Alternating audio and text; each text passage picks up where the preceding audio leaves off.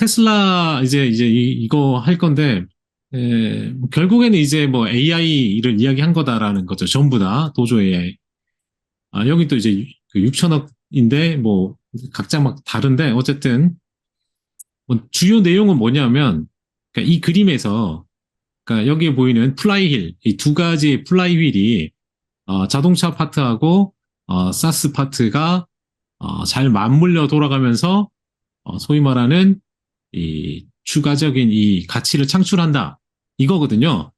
그러니까 이 플라이힐은 여기 오토의 플라이힐은 로보택시, 모빌리티 이 로보택시하고 그다음에 이 네트워크 서비스의 그 사스 쪽은 이게 이제 이렇게 연결되는데 결국 도조 자체를 클라우드 그 서비스를 하겠다는 거 이거를 그러니까 이게 지금 많이 좀 들어가는 부분. 그다음 또 하나 여기서 뭐 아담 조나스 강조한 게 그 FSD의 그 베타를 뗀 버전 12 베타를 뗀 거. 네. 그다음에 그 테슬라의 Next AI Day 아마 2024년 초에 있을 것 같은데 이 두 개가 될 때 시너지가 완전 그러니까 뭔가 이제 촉매제가 될 것 같다는 거예요. 확 뛰는데 주가가. 그러니까 당장의 어떤 이야기는 아니죠. 왜냐하면 도조 자체도 지금 뭐 이제 그 트레이닝을 하는 거니까요. 음. 그래서 이 소위 말하는 그 맞춤형 슈퍼컴퓨팅 도조인데, 그러니까 이거 요 두 개가 뭐 제대로 되려면 적어도 이런 그 베타도 떼고 베타를 뗀다는 게 보이고 2024년 초에 어떤 내용이 나와야 아마 주가가 그 정도로 모멘텀이 많이 받지 않을까 이렇게 좀 보는 거고요. 음. 그림에 뭐 이 나오는 거에 그러니까 도조를 이용하면은 뭐 AI 트레이닝 스피드도 빨라지고 산업 타겟도 이제 많이 늘어날 거고 뭐 이런 거예요. 그러니까 이게 지금 인더스트리얼 타겟 이런 부분은 어떻게 보면 그 뭐 팔란티어가 하는 부분도 이제 이런 쪽으로 넘어가는 거잖아요. 네. 그런 것도 보이고 뭐 여러 가지 좋은 내용은 이제 다 넣긴 했어요. 그리고 그 400달러를 가는 데에는 기존에 이제 250달러에다가 오토에 뭐 한 7달러 더 하고 이거 지금 없고 여기 이제 도조가 들어가는 이 70달러 부분 그다음에 이제 모빌리티 들어가는 부분 뭐 이렇게 해서 쭉 연결해서 한 400달러를 붙인 거거든요. 이 두 개 여기가 이제 제일 큰 거죠, 여기가. 그래서 제가 봐서는 음, 아마 영상을 봤던지 뭐 뭔가 실제 그 봤겠죠. 그 음, 봤겠죠. 근데 뭐 어디 유튜브 봤나? 그 누구 유튜브 봤나? 그 팔란티어도 좋게 말한 게 그 얘랑 아담 조나스인데 근데 이제 그 두 개가 연결되는 거에 그 가장 중요한 거는 그러니까 그 소위 말하는 모르겠습니다. 뭐 둘이 어떻게 연결되는 건지는 모르겠지만 어 소위 말하는 그 영상에서 그리고 이제 이 테슬라의 자율주행을 만든 갑자기 이름 생각나. 그 지금 오픈 AI로 다시 복귀한 그분, 거기 그 사람이랑 CEO가 한 이야기, 머스크가 한 이야기가 뭐냐면, 그러니까 주행 데이터가 많다고 좋은 건 아니죠. 그러니까 그걸로 이제 뭔가 뛰어넘는 건 아니거든요. 그러니까 음. 좋은 데이터, 그러니까 좋은 데이터가 있어야 돼요. 주행에. 그러니까 이게 그 로봇 택시를 하려면 자율주행이 그냥 완벽한 게 아니라 이 안전한 자율주행이 필요하잖아요. 안전한. 이게 들어가야 그렇죠. 되거든요, 이거. 안전하게 돼야죠. 네. 안전해야죠. 안전한 주행을 하는 데이터하고, 그다음에 막 몰 때 되게 험하게 모는 사람들 있죠. 그러니까 안 지키고 뭐 이렇게 가는 사람도 많잖아요. 그렇죠. 그러니까 그런 이걸 뭐 안전에 그렇게 불안전한 그 주행을 하는 사람들 데이터 이거를 다 이렇게 구분을 해야 되거든요. 음. 그러니까 이거 하는 게 중요한데, 그러니까 이게 중요하다 그랬어요. 그래서 이걸 뽑아서 훈련을 또 해야 되는 거, 훈련을 해서 이제 가는 건데, 뭐, 그 부분이 이제, 어, 이게 잘 될 수 있다고 보는 것 같고, 그렇기 때문에 이제 이런 부분에 되는 데에는 약간의 이제 뭐, 내용이 약간 팔란티어랑 겹치긴 해요. 왜냐면, 이게 결국에는 문제 해결이거든요. 네. 그러니까 문제를 해결해야 되는 거잖아요. 그러니까 차가 자동으로 이제 이 문제 해결하는 방법을 명확한 기준을 줘야 되잖아요. 그래서 뭐, 지금 최근에 하는 게 테슬라가 뭐, 점수를 주잖아요. 그 자동차, 세이프티 스코어인가 뭐 줘서, 점수가 높으면 또 뭐 깎아주는 거 뭐 하는 거 있잖아요. 그래서 그 스코어를 하는 게 아마 이 주행 데이터의 좋고 나쁨을 뭐 구분하는 걸 하기 위해서 이제 하는 것 같다는 생각이고, 이게 다 되면은 아마 좀 더 좋아지지 않나, 뭐 이런 내용일 거예요. 뭐 제가 보기엔 그런데, 어쨌든, 네, 그런 걸로 가는 거다라고 보시면 될 것 같고, 이렇게 해서 그냥 시간이 좀 필요하다는 거다. 이게 뭐 당장에 $400를 간다는 건 아닌 것 같고, 나오는 걸 봐야겠죠. 자, 그러면은, 예. 일단 메타를 하기 전에 머스크가 이게 뭐라 그랬냐면, AI 패권 싸움을, 그러니까 요거 하는데 이제 메타부터 하죠. 메타도 이제 새로운 걸 이제 AI를 개발하잖아요. 이름이 아직 없지, 이름은 네, 없죠? 아직까지는 예, 이름은 없어요. 예, 예. 근데 이제 개발 중인데, 기존 라마보다 이제 2배 더 높은데, 현재 이거를 하기 위해서는 데이터 센터를 구축하고, 거기에 들어가는 AI 시스템 트레이닝은 내년 초에부터 시작한다는데, 이게 그래서, 엔비디아 지금 H100을 더 확보 중이다. 이거거든요. 그러니까 요거 더 확보 중이다. 요게 방점 있고, 지금 현재 마이크로소프트하고 협력해서 애저에서 라마2를 사용할 수 있도록 했는데, 자체적으로 이제 자체 인프라, 예, 소위 말하는 자체 인프라, 메타의 자체 인프라에서 새로운 모델을 훈련할 계획을 가지고 있다. 요게 이제 새로운 거고, 그러면은 또 한 번에 이제 여기에 이 도조를 훈련하는 데는 도조 훈련하는데 저번에 말씀드렸다시피 엔비디아의 H100이 10,000개가 들어가는데 이것도 부족하다고 하잖아요. 네, 그렇죠. 예, 그러면 지금 AI 패권이 갑자기 또다시 이제 테슬라랑 메타가 또 붙는 거예요. 얘를 H100을 더 확보하려고 얘도 노력하고 머스크도 노력하고, 예, 또 머스크와 저커버그의 또 싸움이 되는 거죠. 또 써요. 예, 아니, 그러니까 H100을 누가 더 많이 가져가냐, 이제 이 싸움인 그렇죠. 거죠. 네, 그렇죠. 예, 그래서 결국은 뭐 젠슨은 중간에서 이제 무기상이죠. 뭐. 여기 진짜 파는 그런 건데, 어쨌든 미래의 경쟁은 결국 GPU의 컴퓨팅 성능이고요. 이게 뭐 새로운 골드가 돼버린 상황입니다. 네. 그래서 누가 가장 잘 활용해서 선두에 나서야 아마 이 판의 게임을 재정의해야겠죠. 그러니까 일단 누군가가 빨리 선두에 나서야 되는데 누가 나설지는 뭐 모르겠습니다. 각자의 편이 있으니까 각자의 네. 편대로 하시면 되고. 그랬더니 이런 내용이 나오니까 머스크가 트윗에 뭐라고 했냐면, 현재 우리의 주요 제약 조건은 a crazy amount of training compute 이라 했어요. 그러니까 즉 트레이닝 컴퓨팅의 이게 모자란다. crazy amount요. 엄청 막 미친 듯이 많은 양이 모자란다는 거예요. 예. 네. 그래서 결국 이제 이 싸움인 거죠. 이 싸움. 뭐 이걸 어떻게 하냐. 뭐 한번 지켜보면 되겠죠. 뭐 어떻게 할지. 네. 아마 주말에 가장 뭐 큰 이슈라면 뭐 지금 기업했지만 뱅크 오브 아메리카에서 이제 뒤집었죠. 금리가 10년물 금리가 4.75까지 갈 수 있다고 이렇게 스탠스를 바꿨어요. 이사님이 얘기했던 4.5보 더 높은 거 아닙니까? 네, 4.75까지도 이제 가능하다는, 그러니까 지금 자기들의 스탠스를 바꾼 거죠. 그래서 어쨌든 현재 보시면은 이 10년 만기 국채를 전술적으로 매수하는 권고를 포기한다. 네. 네. 그러니까 채권 매수 쪽으로 이제 이야기를 했었는데 이걸 포기한다는, 상당히 이제 이렇게 자기들의 그걸 하기가 쉽지 않은데 일단 이렇게 했다는 게 또 나름 의미가 있고, 보통 한 4% 내외에서 연말을 맞이할 것으로 예상하지만 혹시나 이제 잘못될 경우 이제 위험, 그러니까 급등할 위험을 좀 생각할 수 있다고 보는 거예요.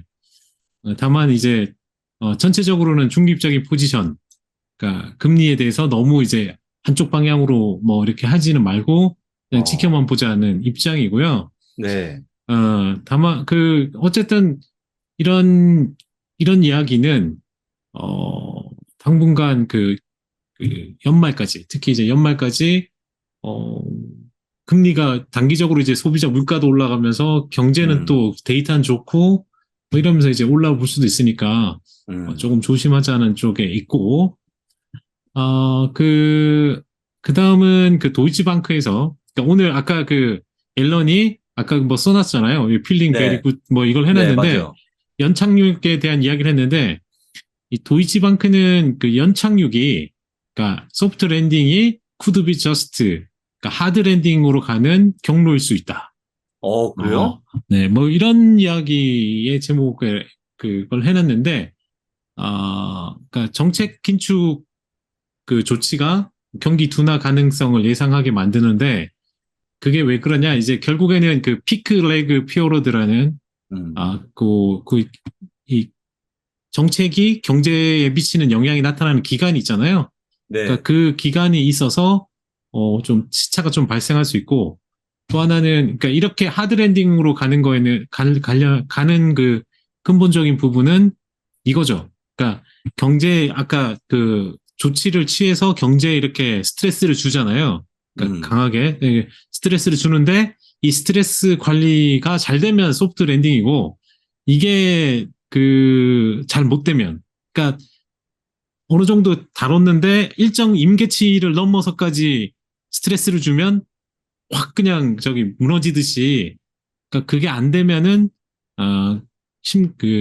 안 된다. 그래서 이게 만약에 더 심하게 되면 급격한 경기 침체로 갈 수도 있다. 뭐 음, 이런 이야기를 했습니다. 어쨌든 근데 뭐 이거는 아직까지 의견이 분분한 내용이고 아직 올해도 아니고 경기 뭐 뒤에 가서 그러니까 금리 인하가 예상되는 그 구간도 지금 내년 그 뭐 상반기 말이잖아요. 네. 그러니까 아직 먼 이야기이기 때문에 뭐 이거는 어떻게 바뀔지 몰라요. 그냥 저런 이야기를 하는구나라고 보시면 되고. 그다음 이제 그 JP 모건에서는 왜 그러니까 소위 말하는 이 이렇게 경제가 좋냐, 그러니까 소프트 랜딩으로 가는 거에 대한 뭐 이런 부분에 있어서 여기 보시면 아, 이게 지금 non-farm 그 생산성이잖아요. 예. 프로덕티비티니까 이게 지금 올라와서 그러니까 이 디스 픽업 이게 지금 인플레이션 압력을 언더라인 낮추는 그런 효과를 지니고 있어서 지금 이렇게 그 뭐 소프트 랜딩으로 가고 이런 게 이루어지고 있다는 거죠.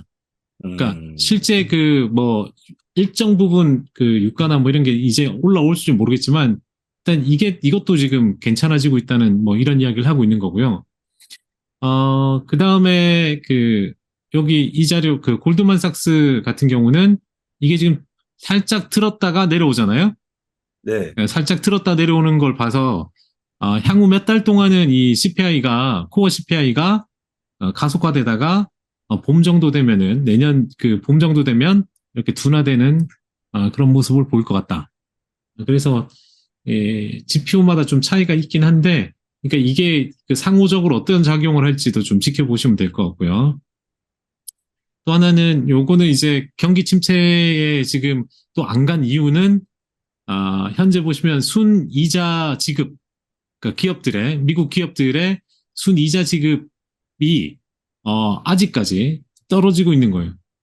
음, 네, 그러니까 금리가 올라왔음에도 불구하고, 그러니까 아직까지 많지 않은 거죠, 그죠? 그러니까 네. 이게 그 당시 저금리에 발행한 게 있기 때문에 그런 거다. 어. 그러니까 이게 다 저금리 때 발행한 거잖아요. 예, 그렇죠. 예, 그런 부분이 있다고 보시면 되고요. 그다음 이제 뱅크 오브 아메리카에서 현재 위아 인 리커버리, 그러니까 현재 이제 회복 단계에 있다.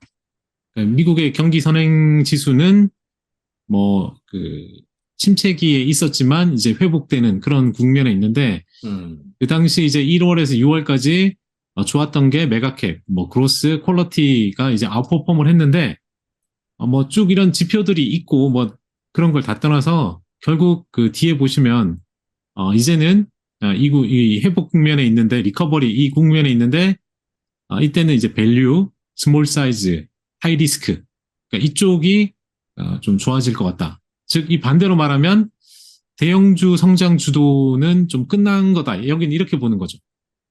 예, 음, 예, 예, 그렇게 좀 보고 있다라고 보시면 되고 그래서 역사적으로는 어, 금융주를 사고 유틸리티를 팔아라. 뭐 이렇게 요 시기에는 그렇대요.